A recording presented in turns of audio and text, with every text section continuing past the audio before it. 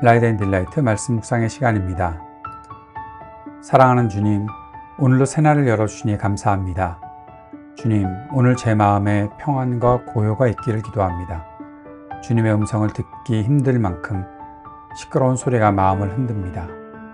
내 이기적인 욕망을 채우려고 분주한 내 마음을 고쳐주옵소서. 예수님께서 내 마음의 주인이심을 선포합니다. 나를 무너뜨리시고 주님께서 세우시는 내 삶의 성전을 세우게 하옵소서. 성령께서 내 안에 충만히 거하시옵소서. 예수님 이름으로 기도드립니다. 아멘.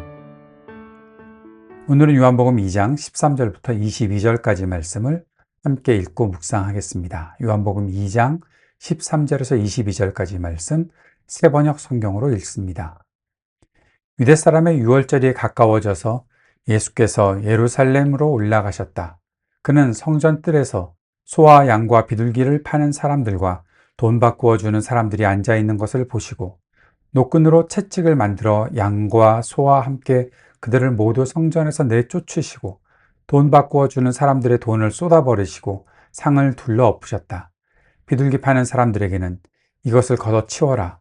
내 아버지의 집을 장사하는 집으로 만들지 말아라 하고 말씀하셨다. 제자들은 주님의 집을 생각하는 열정이 나를 삼킬 것이다 하고 기록한 성경 말씀을 기억하였다.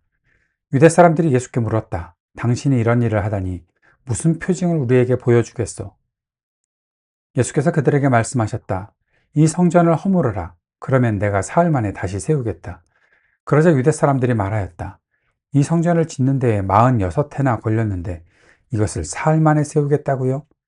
그러나 예수께서 성전이라고 하신 것은 자기 몸을 두고 하신 말씀이었다. 제자들은 예수께서 죽은 사람들 가운데서 살아나신 뒤에야 그가 말씀하신 것을 기억하고서 성경 말씀과 예수께서 하신 말씀을 믿게 되었다. 아멘. 예수님의 사역 주기, 아주 강렬하고도 충격적인 한 장면을 마주하게 됩니다. 배경은 유대인의 가장 큰 명절인 유월절입니다. 수많은 순례자들이 예루살렘으로 모여들고 도시 전체가 축제와 제사의 열기로 가득 차 있었습니다. 누구보다 거룩하고 경건해야 할 성전뜰, 그러나 그곳은 기도 소리 대신에 짐승의 울음소리, 동전 부딪히는 소리, 그리고 흥정하는 소음으로 가득했습니다. 이때 예수님께서 등장하십니다. 그리고 채찍을 들어 양과 소를 쫓아내시고 돈 바꾸는 사람들의 상을 엎으십니다. 흔히 예수님을 온유하고 겸손한 분으로만 기억하지만 본문 속 예수님은 거룩한 분노를 표출하십니다. 도대체 무엇이 예수님을 이토록 분노하게 만들었을까요? 이 성전 청결 사건을 통해 내 마음의 성전을 어떻게 회복해야 할지 깊이 묵상해 보겠습니다. 먼저 비둘기 파는 자들을 향한 책망입니다.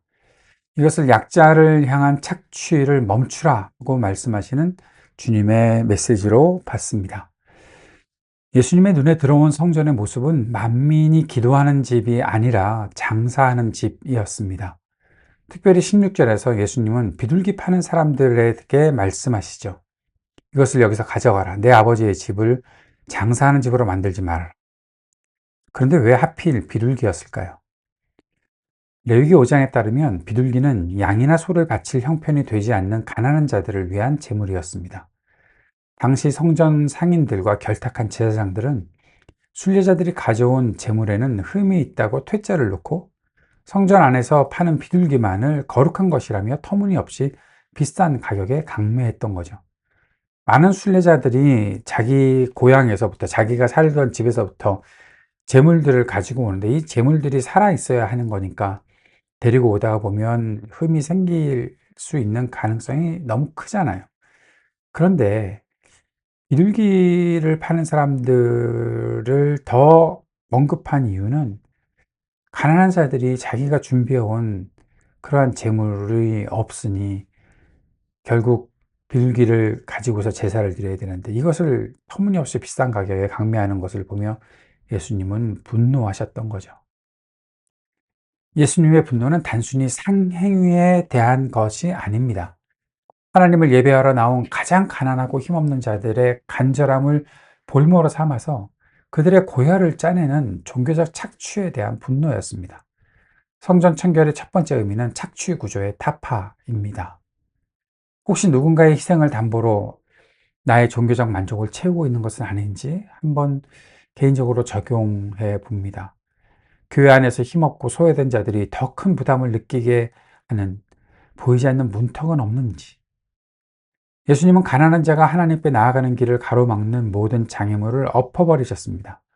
참된 성전의 회복은 교회 공동체가 약자를 어떻게 대우하느냐에서 시작됩니다. 두 번째 묵상하게 되는 주제는 성전을 무너뜨리라는 것입니다. 이것은 건물이 아닌 존재의 의미가 더 크다 볼 수 있겠죠. 예수님의 이러한 과격한 행동에 유대인들이 물었던 거죠. 너 이런 일을 행하는데 무슨 표징을 우리에게 보이겠느냐? 다시 말하면 너 무슨 권위로 이런 일을 하냐? 너 신적인 증거 우리에게 대봐라. 그런데 예수님께서 이해하기 힘든 말씀을 하시는 거죠. 너희가 이 성전을 헐어라. 내가 사흘 동안에 다시 일으킬 거다. 유대인들이 이 성전을 짓는데 46년이나 걸렸다면서 비웃었지만 성경은 명확하게 해설하고 있는 거죠. 46년?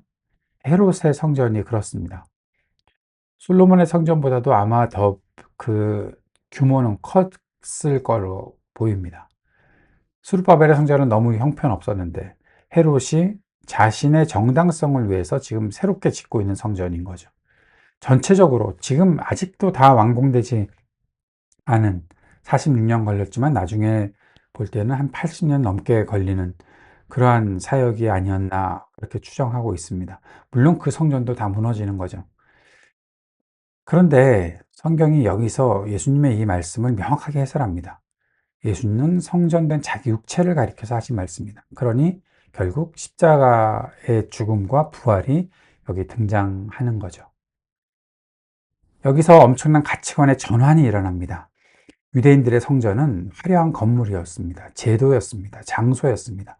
눈에 보이는 화려함이었습니다. 그런데 예수님의 성전은 예수 그리스도 그 자체였습니다. 십자가의 죽음과 부활입니다. 예수님은 건물로서의 성전 시대는 끝났다는 것을 선언하셨습니다. 돌로 지은 성전은 무너질 수밖에 없고 실제로 AD 70년에 로마에 의해서 파괴되었습니다. 하지만 예수님은 십자가에서 당신의 몸을 찢으심으로, 무너뜨리심으로 3일 만에 부활하셔서 영원히 무너지지 않는 참된 성전을 세우셨다는 거죠. 여기 예수님께서 세우시는 참된 성전은 결국 건물이 아닙니다. 여전히 눈에 보이는 성전에 내가 집착하고 있지 않은지 돌아봅니다. 화려한 교회 건물, 웅장한 시스템, 사람들의 칭찬, 평판, 그것이 우리의 신앙을 지탱하는 것이 되었다면 그것은 46년 된 헤롯 성전을 자랑하는 유대인과 다를 바가 없겠죠. 예수님이 말씀하십니다. 너희가 쌓아올린 그 공로와 자랑의 성전을 헐어라. 그래야 내가 부활의 생명으로 다시 세울 것이다. 내가 의지하던 외형적인 종교 형식이 무너질 때 비로소 예수 그리스도와의 인격적인 만남이 시작된다는 사실을 꼭 기억할 수 있기를 바랍니다. 이제 오늘날의 성전은 어떤 것인지, 그리고 우리 안에 계신 그리스도는 우리에게 무엇을 말씀하시는지 생각해 봅니다. 고린도전서 3장 16절에 보면 너희는 너희가 하나님의 성전인 것과 하나님의 성령이 너희 안에 계시는 것을 알지 못하느냐라고 말씀하시죠. 예수님이 부활하셔서 참된 성전이 되셨고 이제 예수님을 모신 우리가 바로 걸어다니는 성전이 되었습니다. 그러므로 요한복음 2장의 성전 청결 사건은 2000년 전에 예루살렘에서 끝난 사건이 아니라는 거죠. 지금 내 마음 안에서 일어나야 하는 사건입니다. 예수님께서 오늘 채찍을 들고 내 마음의 뜰로 들어오셔서 그리고 보시는 거죠. 내 마음의 중심이, 내 마음의 지성소가 하나님이 계시는 곳인가, 아니면 세상의 이익을 계산하는 그런 계산기가 놓여져 있고 그 안에서 장사하고 있는 것은 아닌가. 내 마음은 기도의 집인가, 아니면 염려와 욕심으로 시끄러운 시장터 같이 된 것은 아닐까. 그래서 이런 구체적인 적용을 한번 해봐야겠습니다. 내 마음의 소음을 끄는 겁니다. 시장터같이 분주한 마음으로는 주님을 만날 수 없잖아요. 하루 중에 단 10분이라도 세상의 소음을 끄고 침묵의 채찍으로 복잡한 생각들을 몰아내겠습니다. 라는 적용 말입니다. 두 번째 적용은 약자를 대하는 태도를 점검하겠다는 거죠. 내가 맺고 있는 관계 속에서 이익을 위해 타인을 수단화하거나 착취하는 모습이 있다면 회개해야 합니다. 그것이 내 안의 성전을 더럽히는 주범이 되었기 때문이죠. 세 번째는 예수님 중심으로 재건축을 해야겠습니다. 나의 노력으로 쌓은 신앙의 탑들은 다 내려놓고 매일 십자가와 부활의 예수님을 의지하는 것으로 하루를 다시 세우겠습니다라는 고백을 주님께 드립니다. 6월절에 성전을 깨끗하게 하신 예수님의 열심은 나를 사랑하셔서 내 안에 거룩하지 못한 것들을 그냥 두고 보실 수 없는 질투하시는 사랑이 담겨 있습니다. 주님이 내 마음의 테이블을 엎으실 때 그것은 나를 허무시려는 것이 아니라 나를 진짜 성전답게 아버지의 집답게 내가 아버지의 집으로 거룩함을 가질 수 있도록 정결함을 가질 수 있도록 그렇게 다시 세우시려는 은혜의 손길이라는 것이죠. 내 안에 있는 내 마음속에 있는 비둘기 파는 장사치를 몰아냅시다. 그리고 그 빈자리를 기도로 채울 수 있기를 바랍니다. 주님께서 가르쳐 주신 기도 함께 드리겠습니다. 하늘에 계신 우리 아버지, 아버지의 이름을 거룩하게 하시며 아버지의 나라가 오게 하시며 아버지의 뜻이 하늘에서와 같이 땅에서도 이루어지게 하소서. 오늘 우리에게 일용할 양식을 주시고 우리가 우리에게 잘못한 사람을 용서하여 준 것 같이 우리 죄를 용서하여 주시고 우리를 시험에 빠지지 않게 하시고 악에서 구하소서. 나라와 권능과 영광이 영원히 아버지의 것입니다. 아멘.